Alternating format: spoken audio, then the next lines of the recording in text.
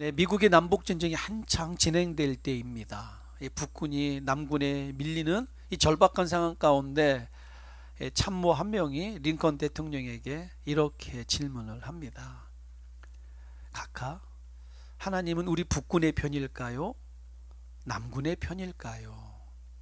정말 궁금했겠죠. 자, 그러자 그 대답을 들은 링컨 대통령이 이렇게 대답을 합니다. 나의 고민은 하나님이 우리 편인가 적들의 편인가의 고민이 아닙니다. 나의 진정한 고민은 내가 지금 하나님의 편에 서 있는가, 나는 그것을 갖고 고민합니다. 결국 이 한마디에 링컨 대통령의 믿음이 그대로 녹아 있죠. 사랑하는 성도 여러분, 우리 모두는 하나님의 은혜를 바라고 있어요. 그러나 내가 어떻게 하면 하나님의 도우심을 받을 수 있을까? 내가 어떻게 하면 하나님의 편이 될 수 있는가? 여기에 대해서는 그렇게 고민하지 않는 것 같아요. 오늘 바로 예배 시간이 내가 하나님 편에 서는 시간, 어떻게 하면 하나님의 기쁨이 될 수 있는가? 이 기도가 회복되는 은혜의 시간이 되길 축원합니다. 하나님께서 우리의 고민을 평안을 바꿔주실 것이고, 하나님께서 바로 내 편, 우리 편이 되어줄 줄 믿습니다. 함께 보신 말씀을 보시면 하나님의 방법에, 하나님의 인도하심에 철저히 순종하는 리더들, 백성들의 모습이 보여집니다. 자, 이들은 불안함과 불편함에 앞서 도망가지 않아요. 오히려 하나님께서 나에게 원하는 것은 무엇인가, 방금 말씀드린 대로 고민해요. 그리고 그 고민을 기도로 가지고 나와요. 자, 그러며 불편함과 맞서 싸우는 이들의 모습을 봐요. 자, 이들의 고민이 무엇이었고 이들은 그 고민을 어떻게 해결하였는지 이 시간 함께 우리 말씀의 은혜로 들어가 보도록 하겠는데요. 자, 이제 말씀에 좀 더 깊이 들어가 보겠습니다. 자, 예루살렘 성벽은 150년 동안 무너졌다 말씀을 드렸죠. 그 누구도 이 성벽을 재건할 이 엄두가 나지 않는 거예요. 그런데 하나님께서 하나님의 때에 하나님의 사람을 통하여 느헤미야에게 감동을 주셨고, 결국 그 감동은 결단으로 이어지죠. 자, 그러자 하나님께서 정말 기적과 같은 방법으로 인도하십니다.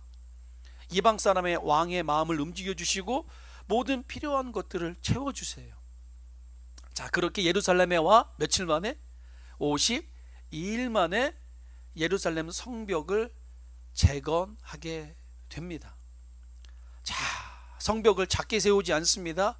크게 높게 세웠어요. 자, 그런데 이 안에 들어갈 사람이 없어요. 성벽은 크고 화려하게 지었지만 예루살렘 안에 들어가 살 사람이 없는 거예요. 그러면 어떻게 됩니까? 5년 10년 지나면 다시 무너지게 되는 거예요. 자, 이런 상황 가운데 왜 예루살렘 그 성 안에 들어가 살고 싶지 않을까요? 오늘 저와 여러분은 막 노래도 부르지 않아요. 예루살렘 예루살렘. 마음이 뜨거워져요. 아니, 당장이라도 가서 살고 싶지요. 당장이라도 가보고 싶지요. 그게 진짜 우리들의 마음이잖아요. 아니, 그런데 왜 이스라엘 백성은 당장이라도 들어가야 할 그 예루살렘에 들어가지 않을까요? 왜 들어가기 싫을까요? 생각해 봐야 될 일입니다. 왜 이들이 예루살렘에 들어가 살고 싶지 않았을까? 이유가 무엇일까요? 자, 성경을 연구해 보면 크게 세 가지로 우리가 확인이 됩니다. 첫 번째는 치안이 부족해요. 치안이 부족합니다. 시시때때로 사람들이 예루살렘을 공격을 하려고 마음먹고 있어요. 그러므로 늘 치안이 부족합니다. 언제 또다시 불타 없어질 위기의 나라인 것이죠. 위기의 예루살렘입니다. 이 불안한 마음에 사람들이 예루살렘에 들어가 살고 싶지 않은 거예요. 특별히 자녀를 둔 부모 같은 경우에는 더 들어가기 싫은 거예요. 아니, 그곳에 들어가 살다 무슨 일을 당할지 누가 압니까? 그러므로 할 수만 있는 대로 예루살렘 안에 들어가 살고 싶지 않은 거예요. 우리의 조국 대한민국도 그렇지 않나 싶습니다. 언제 또다시 북한이 미사일을 쏠지 불안해요. 미국 땅에 있으면서도 늘 우리가 긴장감을 놓치고 있지 않잖아요. 또 언제 이 미사일을 쏘아 우리를 불안하게 할까? 자, 그래서 그랬나요? 많은 사람들이 조국 대한민국을 불안한 눈으로 바라봅니다. 특별히 이 글로벌한 시대에 외국 바이어들이 한국을 그렇게 좋게 생각하지 않아요. 외국의 투자자들이 선뜻 한국에 투자하려 하지 않아요. 마찬가지죠. 이스라엘 백성들 이제 페르시아에서 본국으로 돌아와 예루살렘 성벽은 화려하게 높게 쌓았으나 그곳에 들어가면 언제 죽을지 모르기에 사람들이 꺼려하는 도시가 되었다. 그렇게 말씀드리는 거예요. 두 번째는 고대 농경사회 아닙니까? 이스라엘 백성들이 광야 40년 동안 베두인으로 목동을 치며 양을 치며 살아왔어요. 이제 적과 꿀인 가나안 땅에 들어와 그것에 터전을 잡고 이제 쌀 농사도 짓고 보리 농사도 짓고 밀 농사도 지으며 안정적인 생활을 하고 있는데 예루살렘은 농사 좋은 도시가 결코 아닙니다. 적들이 공격하기엔 까다로운 도시지만 그 안에 살기엔 너무나도 열악한 도시가 예루살렘이에요. 도시가 형성이 되려면 먹을 것이 많아야 되고요, 물이 있어야 돼요. 기름보다 소중하고 비싼 것이 물값이잖아요. 근데 비탈된 도시에 나라가 만들어졌기 때문에 물이 없는 거예요. 또한 적들의 공격 앞에 속수무책으로 당할 수밖에 없는 이 척박한 예루살렘을 생각하셔야 돼요. 자, 그러므로 가장 농사 좋기 좋은 도시, 바로 예루살렘 옆 동네에 있는 빵집이라 불리는 베들레헴이 어쩌면 이들에게 있어서 가장 살기 좋은 도시가 될 거예요. 그곳에서는 쌀과 보리와 밀이 풍성하게 잘 자라나요. 그래서 빵집, 그래서 곡간, 그런 것이 많았던 거예요. 백성들은 이제 페르시아에서 돌아와 안정적인 정말 농업을 마음껏 할 수 있는 베들레헴을 선호하게 됩니다. 뿐만 아니라 기름지고 비옥한 땅 헤브론 지역, 그 주변의 지역을 또 좋아하는 거예요. 여러분 같으면 포로 생활에서 돌아왔는데 이왕이면 나와 나의 자녀들이 먹을 거 걱정하지 않으며 직장 생활 걱정하지 않으며 안전한 노후를 보내고 싶은 베들레헴과 헤브론 땅을 가지 않겠습니까? 그건 당연한 거예요. 자, 그러므로 편의 시절이 없고 먹고 살기 힘든 예루살렘을 좋아할 리 없는 거예요. 자, 크게 세 번째로 보면 예루살렘 안에 그 성 안에 들어가면 경제적인 활동을 마음껏 할 수 없고 불편한 게 한두 가지가 아니에요. 예루살렘 성 안에는 무엇이 있습니까? 성전이 있어요. 성전에서 무엇을 합니까? 하루에도 3번, 4번, 5번 예배를 드려요. 그러다 특별한 성일, 절기가 주어지면 인산인해로 정말 많은 사람들이 이 작은 땅 예루살렘 안에 모여들게 되는 거예요. 왜 우리가 예수님의 부모님이셨던 요셉과 마리아가 예수님을 출산하기 위해서 예루살렘 안에 들어오지 않아요. 그런데 어땠다고요? 잘 데가 없는 거예요. 너무 많은 사람들이 몰려왔기에 잘 데가 없는 거예요. 자, 이와 같이 디아스포라로 흩어졌던 사람들, 혹은 성일에 맞추어 절기에 맞춰 예배드리는 자, 순례자들이 몰려드는 도시, 집은 없는데, 잘 곳은 없는데, 먹을 것은 없는데, 그런데 예배는 드려야 되고 많은 사람들이 몰려드는 그 도시. 자, 우리가 그 도시 안에 산다면 행복할까요? 하루빨리 나가고 싶은 거예요. 여기서 돈 벌어서 비옥한 땅, 넓은 땅, 비호가 좋은 땅, 나와 나의 자녀들이 마음껏 공부할 수 있는 땅, 노후를 편안하게 모을 수 있는 그곳을 가고 싶은 거예요. 경제활동이 편하지 않아요? 불편한 게 한두 가지가 아니에요. 자, 이와 같은 이유로 예루살렘으로 이주한다라는 것은 불안함이 맴돌고요, 불편함이 한두 가지가 아니에요. 자, 상황이 이렇게 되자 이 상황이 심각하지 않아요. 150년 동안 그 누구도 이루지 못했던 일을 아름답게 이루었는데 막상 뚜껑을 열고 보니 들어갈 사람이 없는 거예요. 야, 이거 어떻게 해야 하지? 여러분 같으면 어떻게 하겠습니까? 우리의 영적인 리더자, 영적인 지도자 느헤미야는 또다시 고민에 빠져요. 그리고 고민을 끝내는 것이 아니라 그 고민을 기도로 가지고 옵니다. 자, 그럴 때 너는 내게 부르짖으라. 네가 알지 못하는 크고 은밀한 일을 내게 보이리라 말씀하신 하나님이 느헤미야에게 또다시 지혜를 주십니다. 그 지혜는 또 인구 조사를 하는 거예요. 인구 조사를 하여 사람들을 모아서 제비 뽑기를 해요. 그리고 그 제비 뽑기에 뽑힌 10분의 1을 예루살렘 성 안에 살게 하고 나머지 10분의 9는 예루살렘 성 밖에서 살게 하는 하나님의 지혜를 주시게 돼요. 본문 1절 말씀 우리 다 함께 다시 읽어볼까요? 본문 1절의 말씀입니다. 같이 읽습니다. 시작. 백성의 지도자들은 예루살렘에 거주하였고 그 남은 백성은 제비 뽑아 10분의 1은 거룩한 성 예루살렘에서 거주하게 하고 그 10분의 9는 다른 성읍에 거주하게 하였으며. 아멘. 자, 함께 보신 1절 말씀 보니까 제비를 뽑긴 뽑았는데 제비 뽑기 전에 누가 먼저 살고 있습니까? 1절 앞에 보면 백성의 지도자들은 예루살렘에 거주하였고, 백성의 지도자들이 먼저 이 척박한 땅, 불안과 죽음이 맴도는 누구도 살기 싫어하는 예루살렘에 먼저 들어가 살고 있었다 말을 해요.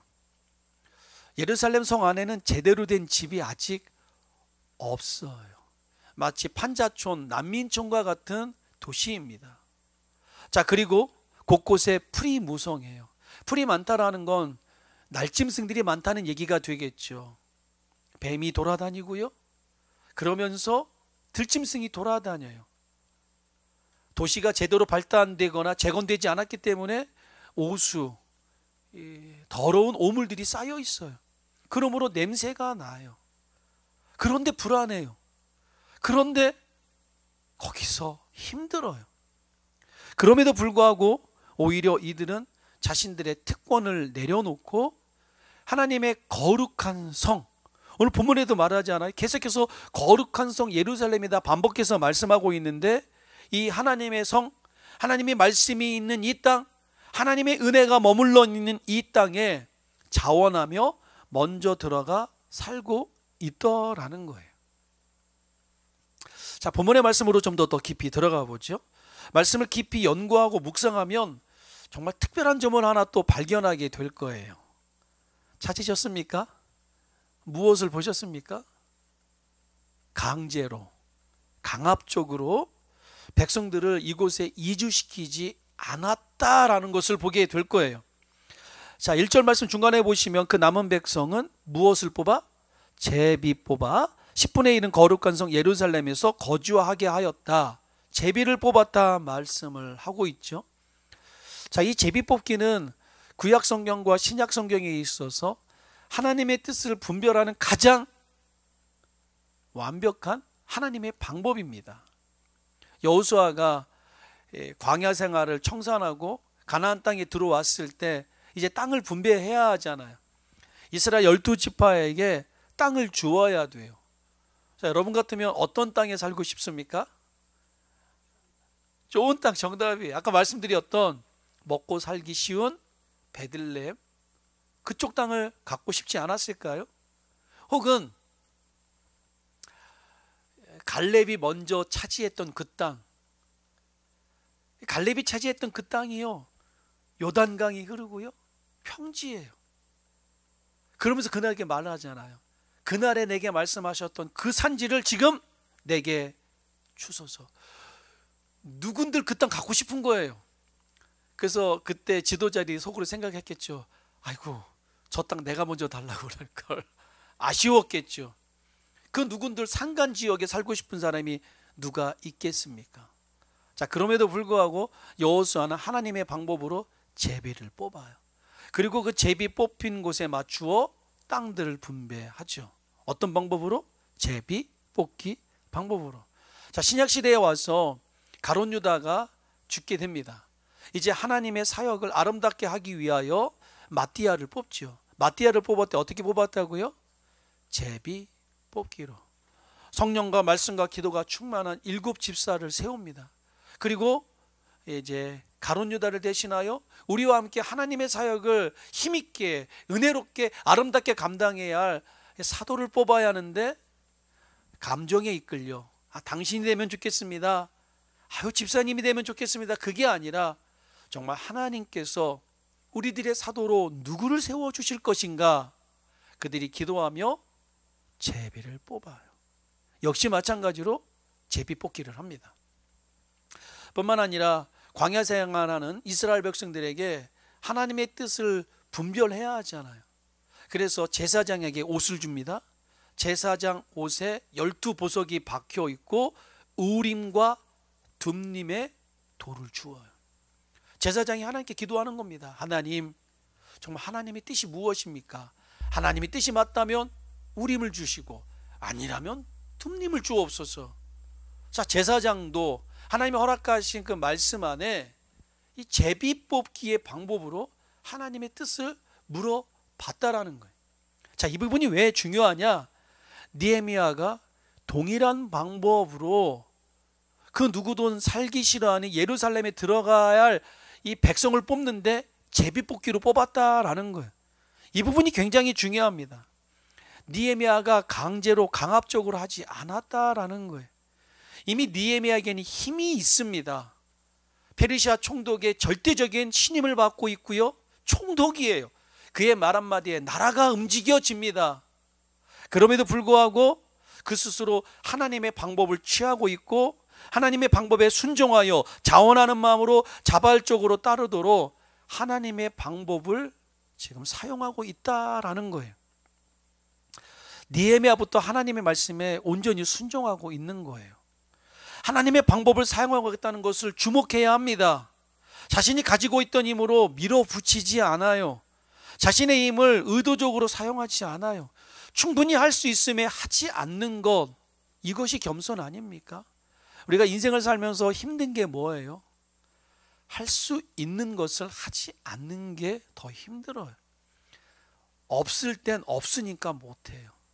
충분히 할 수 있는데, 충분히 해고도 남는데, 그런데 잠깐 멈추고 내 뜻을 내려놓고 겸손히 무릎 꿇는 게 더 힘들어요. 그것이 정말 하나님의 은혜 아니겠습니까? 하나님이 함께하는 사람은요, 자신의 힘을 내려놓는 사람이에요. 할 수 있으나 하지 않는 거예요. 할 수 없는 것을 억지로 하지 않는 게 아니에요. 나의 연약함을 통해 하나님이 역사하시도록 자신을 내려놓는 사람과 하나님은 함께하는 줄 믿습니다. 사랑하는 성도 여러분, 오늘 저와 여러분의 삶 속에 어쩌면 이와 같은 삶의 원칙이 있어야 하지 않을까요? 나의 평안함, 편리함이 아닌 불안하고 불편해 보인다 할지라도 이 하나님의 뜻을 구하고 하나님의 뜻을 구분해서 바로 구별된 삶을 사는 이 성도의 삶이 필요하지 않을까요? 이 구별된 성도의 삶 속에서 하나님이 하나님 되심 인정하는 이 겸손한 삶이 필요하지 않을까요? 자, 이제 예루살렘 밖에 살던 이들이 제비 뽑기에 뽑혀요. 자, 이제 뽑혔으므로 그동안 잘 살아오던 삶의 터전을 이제 뒤로 하고 불편하고 불안한 예루살렘 안으로 들어와야 돼요. 더군다나 예루살렘은 정말 살기 힘든 도시였다. 자, 역사적 고증을 통해서 이미 말씀을 드렸고요. 자, 그럼에도 불구하고 이들은 이제 제비 뽑힌 결과에 순복해야 돼요. 순종하고 복종해야 합니다. 자, 아버지가 제비를 뽑았는데 이게 꽝인지 축복인지, 그죠? 어떤 사람은 안도의 숨을 쉬는 사람도 있을 것이고, 소위 말하는 꽝을 뽑은 사람은 야, 꽝 뽑았다. 나 이제 어떻게 우리 아내와 자식을 봐야 하지? 집에 들어갔겠죠. 그리고 아버지가 남편이 아내와 자녀들에게 말하겠죠. 짐 싸라. 하나님께서 우리를 거룩한 성 예루살렘에 들어가 살게 하신다. 두 가지 반응이 나타났을 것 같아요. 할렐루야, 아멘, 이런 반응이 있었을 것이고, 한쪽에서는 슬피 울며 괴로워함이 있지 않았을까 생각이 돼요. 왜 하필 우리야? 왜 하필 나야? 실은 이 고백이 다른 사람의 고백이 아닌 우리 아이들의 고백이었어요. 아빠, 왜 우리가 교회를 개척해야 돼? 왜 교회를 개척해서 친구들을 떠나야 돼? 아빠 개척하지 않으면 안 돼? 짐 싸라. 하나님께서 우리를 이곳에 교회를 개척하게 하신다. 제가 이 마음을 누구보다 잘 알아요. 자, 그럼에도 불구하고 하나님의 뜻이었기에 순종하고 복종하는 이들, 하나님께서 이들 어찌 잊겠습니까? 잊고 싶지 않은 거예요. 자, 아브라함도 너는 너의 본토 친척 아비 집을 떠나 내가 내게 지시할 땅으로 가라 했을 때 아브라함이 떠나잖아요. 이미 자신의 모든 것이 완벽하게 안락함이 주어진 도시예요. 이미 그곳에선 부족함 없이 잘 살고 있어요. 그런데 하나님께서 아브라함에게 오셔서 짐 싸라. 내가 너로 큰 민족을 이룰 것이다. 내가 너로 믿음의 조상을 만들겠다. 앞으로 너의 인생에 어떤 삶이 펼쳐질지 궁금하지 않느냐? 짐 싸라. 이게 쉬운 게 아니에요. 너의 아들 이삭을 바쳐라. 결코 쉬운 게 아닙니다. 그럼에도 불구하고 하나님의 명령이 떨어졌을 때 갈 바를 알지 못하며 짐을 싸는 아브라함, 하나님의 명령이 떨어졌을 때 여호와 이레의 하나님을 바라보며 장작을 어깨에 메고 시퍼렇게 날이 선 칼을 들고 아들과 함께 모리아산으로 오르는 이 아브라함, 결코 쉬운 게 아니었다라는 거예요. 우리 예수님은 어떨까요? 우리 예수님께서 그 누구보다 하나님 마음을 잘 알아요. 이제 하나님께서 결단하십니다. 아들 예수야, 저 죽어가는 영혼 살리기 위해 네가 내려가야 하겠다. 예수님께서 하늘 높은 보좌를 내려놓고 순종하시며 오시게 돼요. 그리고 저와 여러분을 구원하시기 위해 십자가에서 죽으십니다. 쉬울까요? 아니에요. 얼마나 예수님도 힘드셨으면 십자가 지시기 전날 밤 땀방울이 핏방울이 되도록 기도하시며 그렇게 기도하시잖아요. 할 수만 있으면 이 잔을 내게서 떠나가게 하옵소서. 하나님, 나 이거 하고 싶지 않아요. 그러나 내 뜻대로 마시고 아버지 뜻대로 하옵소서. 할 수 있는 것을 내려놓는 게 더 힘들어요. 하지 않는 게 더 힘든 거예요. 하나님의 나라는요, 철저히 자신의 뜻을 내려놓고 하나님의 뜻에 순종하는 사람의 나라예요. 하나님의 나라는 예수님이 말씀하셔요. 어떤 게 하나님의 나라냐? 누가 하나님 나라에 갈 수 있느냐?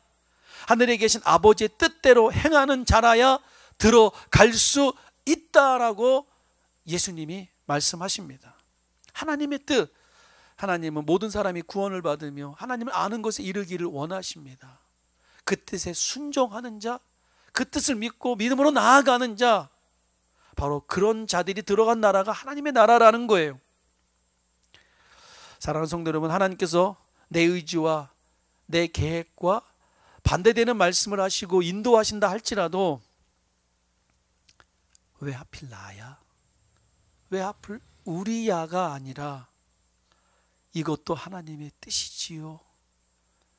하나님께 인도함 맞지요. 갈 바를 알지 못하나 하나님께 인도하시는 건 맞지요. 정말 하나님 그것이 맞죠? 그러며 순종하며 나가는 그 은혜가 우리 삶 가운데 회복되길 예수님의 이름으로 축원합니다. 사랑하는 성도 여러분, 오늘 함께 보신 말씀을 통해서 불편함을 이기는 것은 도망가는 것이 아니라 맞서는 것이다 라는 놀랍고 크신 영적 은혜를 우리가 받고 있어요. 신앙생활이 무엇입니까? 예수님을 믿는 게 뭐예요? 편안함을 내려놓는 거예요. 편리함을 내려놓고 맞서 싸우는 거예요. 안주하려는 마음, 안락함을 찾아가는 나와의 싸움이에요. 불안함은 반드시 평안함을 찾아요. 불안하니까 평안하고 싶은 거예요. 그런데 이 평안함은 편리함을 찾아요. 누구든지 편하고 싶어 해요. 신앙생활은 이 편리함을 내려놓는 것에서 시작이 돼요.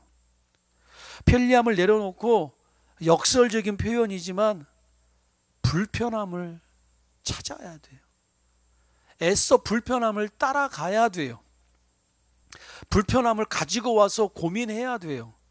왜 내 마음이 불편한가를 봐야죠. 불편하다는 것은 갈등이 있다는 것 아니겠습니까? 고민이 되니까 갈등이 있는 거예요. 성령님께서 내 마음에 역사하시면요, 불편해요. 성령님이 나와 함께 하시면 막 불편해지는 게 그게 맞는 거예요. 물론 우리가 힘들고 어려울 때 하나님께 기도하면 성령 하나님께서 따스한 음성 우리에게 말씀하세요. 우리가 그 말씀 들으니까 사는 거잖아요. 실은 사랑하는 아들아, 사랑하는 딸아, 내가 너를 사랑한다. 내가 결코 너를 버리지 않아. 정말 이 따스한 음성에 우리가 힘을 얻잖아요. 그런데 대부분 우리에게 주어지는 음성은 뭐예요? 이런 따스한 음성도 있지만 정말 우리의 양심이 살아있고 믿음이 살아있다라면 불편한 게 더 많아요. 불편함이 더 맞는 게 맞아요. 성령님이 내 안에 계시기 때문에 막 불편해지는 거예요. 예전에는 아무렇지 않던 것들이 이제는 성령님이 막 근심하게 하니까 불편해지는 거예요. 어떻게 해야 합니까? 그 불편함을 내려놓고 도망가는 게 아니라 정말 맞서 싸우는 거예요. 회피, 도망가는 것이 아니라 내 믿음이 회복될까지 회개하는 거예요. 불편한 그 마음 가지고 하나님께 나와야 되는 거예요. 다윗이 불편했어요. 자기의 힘을 갖고 우리아의 아내 밧세바를 범하잖아요. 그 있는 힘을 갖고 우리아를 죽이잖아요. 아무도 모르게 덮을 수 있었어요. 그런데 하나님이 보시고 아셨습니다. 하나님의 종 나단 선지자를 통해 다윗을 책망하세요. 이제 다윗이 옛날의 다윗이 아니에요. 목동 다윗이 아니에요. 힘이 있어요. 권력이 있어요. 그 힘 가지고 나단 선지자를 죽이지 않아요. 그럴 수 있겠죠. 나단 선지자 많이 컸다. 겁이 없구나. 지금 네가 내 왕권에 도전하느냐? 우리아를 죽였던 너를 죽이리라. 다윗의 손끝 하나에 나단 선지자는 먼지와 같이 사라질 수 있어요. 그런데 불편해요. 하나님, 내가 왕인데 내가 타락했어요. 하나님 불편해요. 그리고 다윗이 울어요. 그 불편함 갖고 도망가지 않아요. 덮어버리지 않아요. 하나님께 기도하는 거예요. 이 불편함과 싸우는 거예요. 베드로가 그랬죠. 베드로가 어떻습니까? 호언장담했잖아요. 내가 결코 예수님을 떠나지 않겠습니다. 그런데 자기 입으로 예수님을 저주해요. 이 조그만 여자아이의 말 앞에 너 지금 뭐 하는 거야? 나 그런 사람 아니야. 그러면 성경을 보니까 베드로가 예수님을 저주했대요. 불과 1시간 전에 아니 30분 전에 그럴 일 없다라고 말했던 그 입 가지고 두 마디를 하는 거예요. 이게 사람 아닙니까? 은혜 받으면 순종하겠다 말하더니 결국 어려움이 오니까 언제 그랬냐는 듯이 도망가는 거예요. 부활하신 예수님께서 찾아오십니다. 행복했을까요? 불편한 거예요. 예수님이 내가 말한 거 다 보셨는데, 예수님이 먼 발치에서 베드로를 보셨다 말하거든요. 내가 어떻게 저주하는지 들으셨거든요. 불편한 거예요. 부활하신 예수님을 만나고 베드로가 내가 죽으면 죽으리다 그리고 삶의 사역의 연장으로 뛰어들었습니까? 아니, 어떡합니까? 너무 아이러니하죠? 다시 고기 잡으러 도망가는 거예요. 고기 잡는 베드로에게 예수님이 또 나타나셔요. 그리고 베드로와 예수님만이 아는 대화를 하십니다. 네가 나를 사랑하느냐? 예수님, 제가 주님을 사랑합니다. 그러면 끝난 거 아니에요. 또 물어봐요. 네가 나를 사랑하느냐? 제가 주님을 사랑합니다. 네가 나를 사랑하느냐? 거기서 깨닫게 되는 거예요. 내가 예수님을 3번 부인했는데 왜 예수님이 지금 3번 똑같은 말씀 하시지? 내 양을 먹이라, 내 양을 치라, 내 양을 먹이라. 미치겠다. 그냥 차라리 너 이놈아, 네가 사람이냐? 네가 그러고도 인간이냐? 야, 이 나쁜 놈아, 차라리 이렇게 혼내키면 좋은데 아무 말씀 하시지 않더니 정말 예수님과 나만이 알고 있는 그 부끄러움을 예수님이 말씀하시는 거예요. 괜찮아, 내가 너 용서할게. 괜찮아, 내가 너와 함께 할게. 베드로야, 다시 일어나서 죽은 영혼 살리지 않을래? Follow me, 날 따라와. 내가 너로 사람을 낚는 어부가 만들어준다. 지금 다시 바닷가에서 2번째 사명을 주시는 거예요.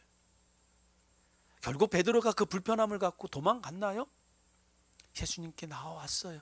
현실과 안주하려는 자기 자신과 싸운 거예요. 그리고 예수님께 와 죽기까지 복음을 전해요. 마지막 베드로의 죽음을 기억하십니까? 그가 어떻게 고백합니까?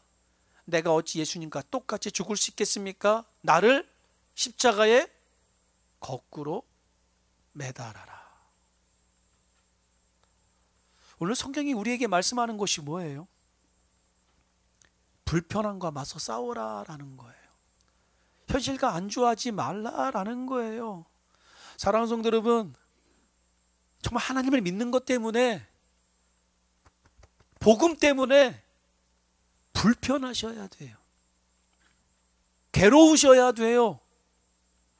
죄 앞에 아무런 반응 없는 죽은 신앙이 아닌 정말 작은 죄로 인해 어찌할꼬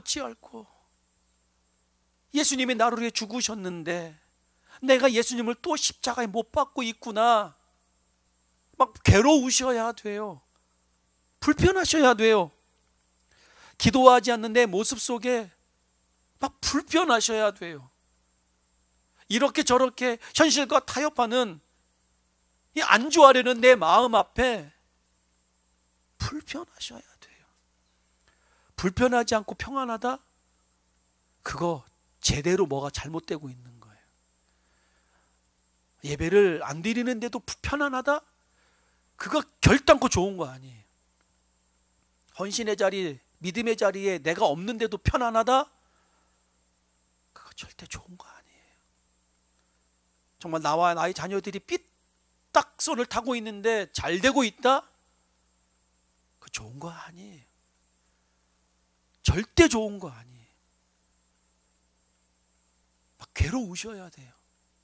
이러고도 내가 구원받은 사람 맞나?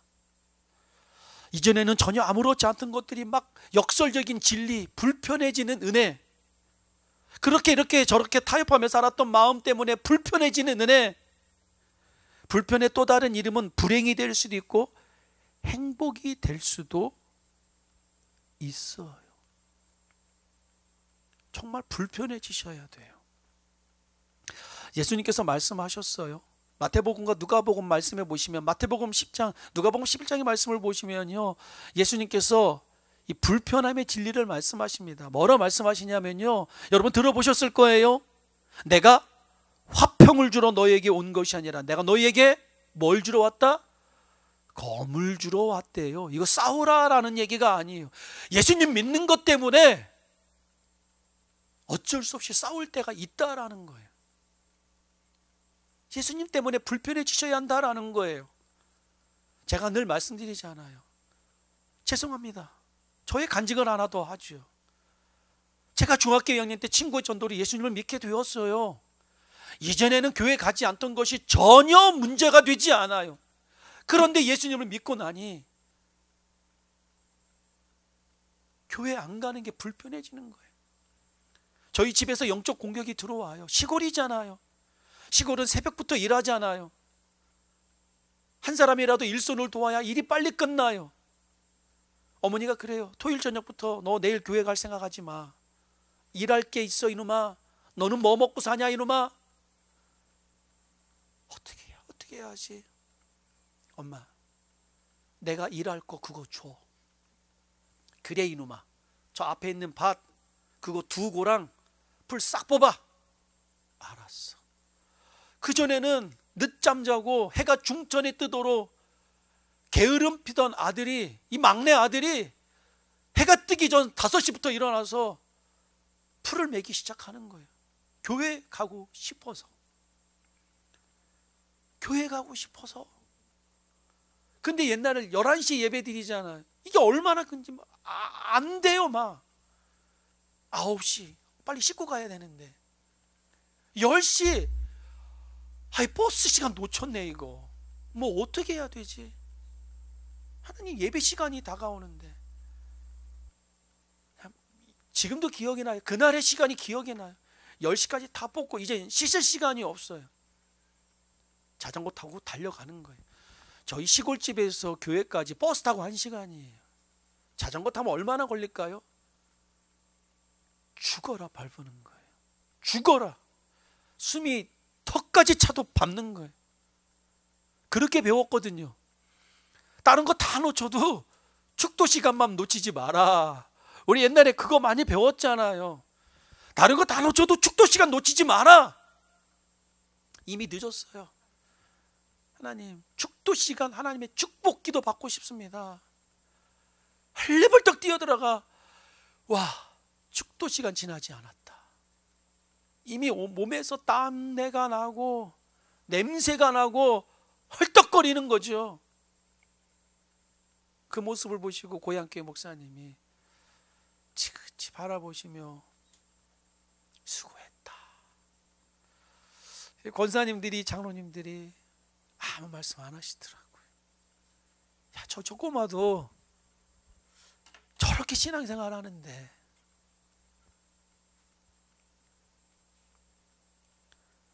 막 괴로운 거예요. 너무 힘든 거예요. 하나님께 예배드리고 싶은데 그 자리를 못 지키니까. 누가 나에게 아무런 말 안 했다니까요. 이게 불편해지는 거예요. 막 내가 불편해지는 거야. 막 미치겠어. 막 한 번은요, 교회 성전 건축을 하는데 친구들과 그렇게 기도했어요. 야, 우리 노가다를 떼어서라도 좀 건축원금 드리자. 그리고 추운 겨울날 노가다를 떼었어요. 절대로 저를 잘나면 말하는 게 아니에요. 아침부터 열심히 일해서 노가다 사장님이 그러더라고요. 너네 왜 일하냐? 거짓말 할 수 없으니까 우리 교회가 건축을 하는데요, 건축원금 드리고 싶어서요. 지금 생각해 보니까 노가다 사장님이 뭐 옛날에 교회 다녔던 사람 같아요. 그래, 가자. 니네 가자. 그렇게 일거리를 주셨는데 뭐 일이 우리가 얼마나 잘하겠습니까? 뭐 대충 하는 거죠. 일 끝나고 돈을 주셨어요. 화장실 들어갈 때와 화장실 나올 때 사람 달라요. 분명히 친구들과 그렇게 약속을 했는데, 죄송합니다, 친구들 돈 딱 받더니 나 맛있는 거 먹고 싶어, 나 옷 살래. 친구들이 그러는 거예요. 제가 유혹이 됐을까요, 안 됐을까요? 친구들이 그랬습니다. 야, 하나님께 드리기로 한 거잖아. 그러더라고요. 너나 해. 불편해지는 거예요. 친구들과의 우정도 있는 거예요. 나 혼자 특별한 놈이 되는 거예요. 어떻게 해야지? 나도 먹고 싶어요. 나도 떡볶이 먹고 싶어요. 나도 청바지 사고 싶었어요. 하나님, 마음이 힘들어요. 그때 어떡합니까? 마음이 불편할 땐 불편한 거 선택하면 그게 맞아요. 하나님, 다 드릴게요. 두 번 생각하지 않았고 그냥 다 드렸어요. 건축 헌금. 마음이 불편해지는 거예요. 하나만 더 얘기하죠. 군대에서예요. 합법적으로 훈련받는 거잖아요. 우리 해병대는 6주 훈련을 받아요. 4주간은 교회 가서 예배 드리지 못해요. 어땠을까요? 예배 드리지 못하는 그 주간 제 혼자 자리에서 예배 드리는 거예요. 성경 읽고. 5주째가 되는 날 이제 종교 활동이라 해서 교회를 가는 거예요. 교회를 가는데 천국 가는 것보다 더 좋아요. 오하요를 맞추고 걸어가요. 저 바깥에서 교회당에서 노래소리가 들려요. 군대 18번 어두운 밤에 이게 멜로디나 이게 너무 흥이 나는데 나는 저기서부터 울고 오는 거야. 내가 하나님께 예배 드린다. 내가 지금 하나님께 예배 드리러 간다. 다른 사람은 천국이에요. 초코파이 줘요. 남자들이잖아요. 오늘 왜 이러냐. 여자들이 있잖아요. 다 있어요. 먹을 거 있고 여자 있고 다 있는 거야. 다 좋대. 기쁘대. 다 웃는데 나만 우는 거예요. 다 앉았는데 눈물이 나. 당연하게 드리던 예배, 너무 드리고 싶었던 예배, 내가 하나님께 예배를 드리다니. 1시간 동안 눈물로 예배를 드렸어. 불편해지는 거예요. 예배를 드리고 싶은데 막 드리지 못하니까 너무 괴롭더라고요. 제가 어제 여러분을 위해서 기도했어요. 기도하죠. 여러분의 기도 제목을 기억하고 여러분이 드린 헌금의 기도 내용을 보고 그래서 그렇게 기도합니다. 합법적으로 저에게 기도 받고 싶으면요, 뭐 일부리고 싶으니까 상관없어요. 그건 상관없어요. 제가 기억하도록 저에게 카톡을 주시든 헌금 봉투에 기록을 하시든 적으세요. 그래야 제가 안 잊어먹어요. 저도 사람이라 잊어버려요. 그 내용을 보고 기도하는 거예요. 하나님, 우리 집사님들의 기도 들어주옵소서. 우리 권사님들의 기도 주옵소서. 정말로 어미의 마음으로 자식들의 이름을 적어놓으며 기도해달라는 그 부모의 마음을 놓고 기도해요. 그리고 제가 어제 정말 역설적인 기도를 했어요. 하나님, 우리 교회가, 우리 성도들이 불편했으면 좋겠어요. 불편한 마음 가졌으면 좋겠어요. 하나님께서 우리 교회에 은혜 주셔서 정말 저와 여러분이 그렇게 기도하잖아요. 크든 작든 하나님 아름답게 목회를 하는 가운데 현실에 안주하는 목회하지 않을게요. 그냥 그저 성도들 편안함으로 몰고 가는 그런 편안한 목회하지 않을게요. 하나님 사랑하는 성도들 불편하게 만드는 목사 될게요. 기도하지 않으면, 기도하지 않는다고 영적 권멸을 하는 목사가 될게요. 죄 지으면 눈 감아주는 목사 되지 않을게요. 자꾸 불편하게 기도하지 않으면 죽어라 따라다니면서 기도 만드는 목사 될게요.